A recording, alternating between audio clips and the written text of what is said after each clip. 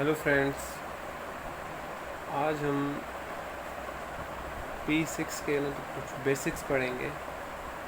सबसे पहले तो इनकम टैक्स जो ना होता क्या है। इनकम टैक्स की डेफिनेशन आप कह सकते हैं कि income tax is paid by individuals, और इंडिविजुअल्स पे करते हैं, किस पे करते हैं, ऑन हिज टैक्सेबल इनकम, और when they pay in a tax year. So definition, you may say, definition or explanation of income tax is: income tax is paid by individual on his taxable income in a tax year. Or key points to highlight here is it is paid by individuals. There's the definition of individual in a tax. Then it is paid on his taxable income in a tax year. So first of all we will study who is individual. Individual हम किसको कहते हैं? The definition of individual, you may say, all individuals including children are called taxable person and pay income tax. Okay, there are two type of persons. अब ये जो हम पढ़ रहे हैं ये यूके के हिसाब से ना, तो दो पर्सन्स होते हैं। एक जो है यूके रेजिडेंट कहलाता है और एक नॉन यूके रेजिडेंट कहलाता है। दोनों हैं इंडिविजुअल। अब यूके रेजिडेंट और नॉन यूके रेजिडेंट में डिफरेंस क्या है हम देख रहे हैं। सबसे पहले, अब इसको हम बाद में देखेंगे, सबसे पहले जो ना ये वाली डेफिनेशन पूरी करते हैं कि इंडिविजुअल कोई भी चिल्ड्रन हो, कोई भी पर्सन हो, उसको हम इंडिविजुअल कहते हैं। और टैक्स ईयर और टैक्सेबल इनकम हम इसको एक्सप्लेन ऐसे करते हैं कि income from all sources income. और इसमें हम ऐड नहीं करेंगे कौन सी इनकम, जो एग्जैम्प्ट इनकम हो, मतलब जिस पे टैक्स ना लगे। और इसमें से हम लेस करेंगे relief and personal allowance. Relief क्या होता है? जो गवर्नमेंट जो है ना हमें टैक्स क्रेडिट दे दे या जिस पे हमें टैक्स ना देना पड़े। और पर्सनल अलाउंस होते हैं जो हम अखराजात करते हैं। और टैक्स ईयर जो है नॉर्मली 6 अप्रैल से स्टार्ट होता है, कोई भी साल हो, और 5 अप्रैल पे ख़त्म हो जाता है। जैसे आज है, मैं आपको एक एग्जांपल देता हूँ कि आज है 10 अगस्त। अब 10 अगस्त 2020 जो लास्ट टैक्स ईयर गुजर गया है ना, वो 6 अप्रैल 2019 से 5 अप्रैल 2020 में ख़त्म हो गया। सही है। अब जो हम बात कर रहे थे, ये जो यूके रेजिडेंट है और नॉन यूके रेजिडेंट है, अब इसमें क्या होता है कि टैक्सेबिलिटी हम ऐसे देखते हैं कि जो यूके रेजिडेंट है वो अब टैक्स पे करता है दोनों इनकम्स पे, मतलब जो उसने इनकम यूके में कमाई हो या यूके के बाहर कमाई हो, दोनों इनकम में देता है। और ये जो है सिर्फ उसी पे टैक्स देता है जो इनकम यूके में कमाई हो। क्योंकि कोई बाहर वाला बंदा हो और यूके को टैक्स दे बाहर की इनकम में, तो ये जो ना नाइंसाफ़ी हो जाएगी। क्योंकि UK government non UK resident से जो है सिर्फ और सिर्फ यूके की इनकम के ऊपर ही टैक्स ले सकती है और किसी की इनकम के ऊपर टैक्स नहीं ले सकती है। अच्छा, इसमें हम पढ़ेंगे कि जो यूके रेजिडेंट है और नॉन यूके रेजिडेंट है, नॉन यूके रेजिडेंट, इसमें फ़र्क क्या है, हम किससे पता चलेगा? अब इसमें 2-3 चीज़ें होती हैं।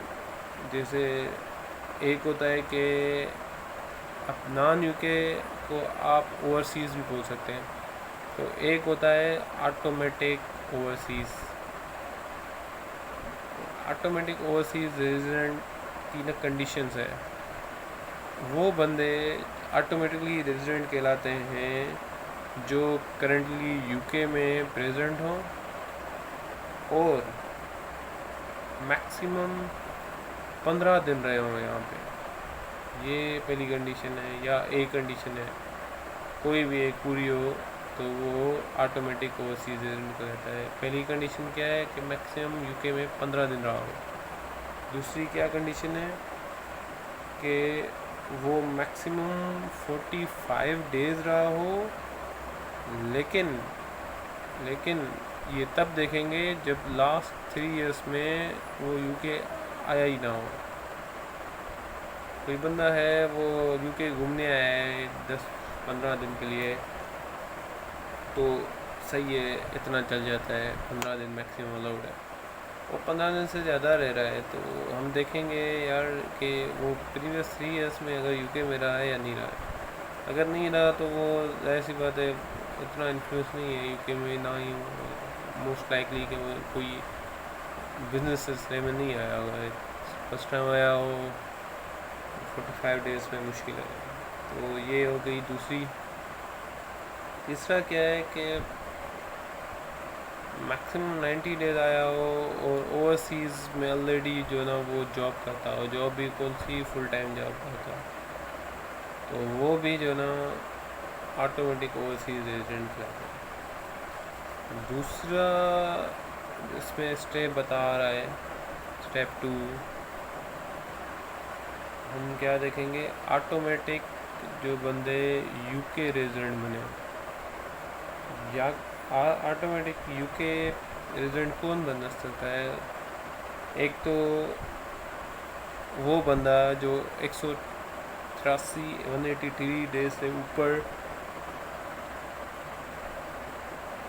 या 183 डेज यूके में रहा हो किसी भी एक टैक्स ईयर में, या फिर उसका घर सिर्फ यूके में हो, only home in UK only, और कोई बसा फुल टाइम यूके में काम करता हो, तो उसमें ऑटोमेटिक यूके रेजिडेंट पर्सन कराएगा। अच्छा, एक बात इसमें लिखी हुई है कि एक बात आपको याद रखनी है, रिमेंबर कह लेता हूँ। रिमेंबर, अगर बंदा स्टेप 2 ये वाला और स्टेप 1 जो लास्ट है दोनों क्राइटेरिया मीट करे तो स्टेप 1 को हम प्रेफर करेंगे, इसको हम प्रेफरेंस देंगे। अगर बंदा लेट सपोज कोई घर है उसका सिर्फ यूके में है, तो और वो 15 दिन आया हो बस, तो उसका जो ना हम ट्रीट करेंगे वही ओवरसीज रेजिडेंट। स्टेप 3 क्या आता है, जो मेन स्टेप है, स्टेप 3 मेन के लिए नया स्टेप है जो नॉर्मली दूसरी बॉडीज़ में नहीं होता, लाइक पाकिस्तानी सीए में नहीं है, वो पाकिस्तान में।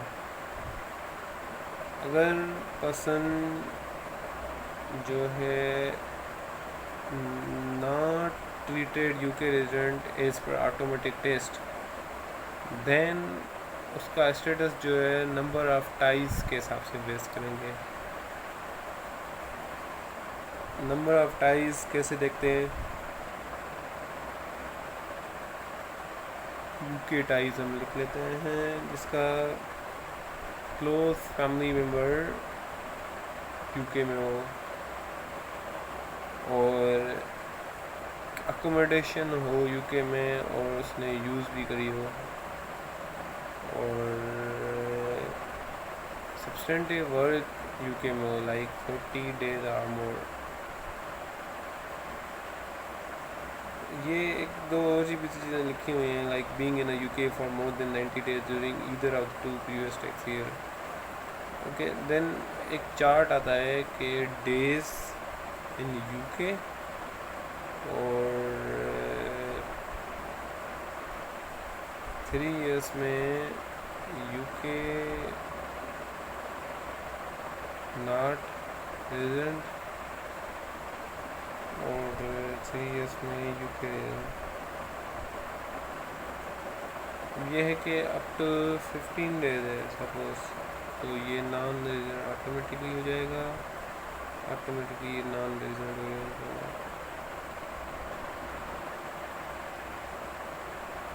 16 से 45 डेज है तो ये रेजिडेंट कहलाएगा अगर टाइज जो है यूके टाइज 4 से ज़्यादा मिल रही हो।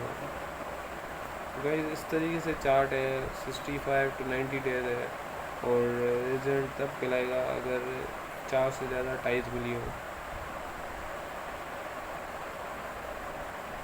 इसी करिए 90 to 120 डेज है, और 121 to 182 डेज है। तो ये सिंपल बात है। स्टेप 1, स्टेप 2 हमने क्या पढ़ा, इनकम टैक्स इंडिविजुअल्स पे होता है, इंडिविजुअल्स पे करते हैं, मतलब टैक्सेबल इनकम पे करते हैं, टैक्स ईयर में पे करते हैं। और इनकम टैक्स क्या है, all source income examined income. Tax year क्या होता है वो हमें पढ़ा। अच्छा, टैक्सेबल पर्सन जो है वो रेजिडेंट भी कहलाता है, नॉन रेजिडेंट दोनों हो सकते हैं। ओवरसीज रेजिडेंट की कुछ कंडीशन है, और ऑटोमेटिक यूके रेजिडेंट की कुछ कंडीशन है, ऑटोमेटिक ओवरसीज कंडीशन। और अगले लेक्चर में इसको बेसिक चीज़ें यहीं पे रखते हैं। अगले लेक्चर में हम पढ़ेंगे types of income. So that's enough for now.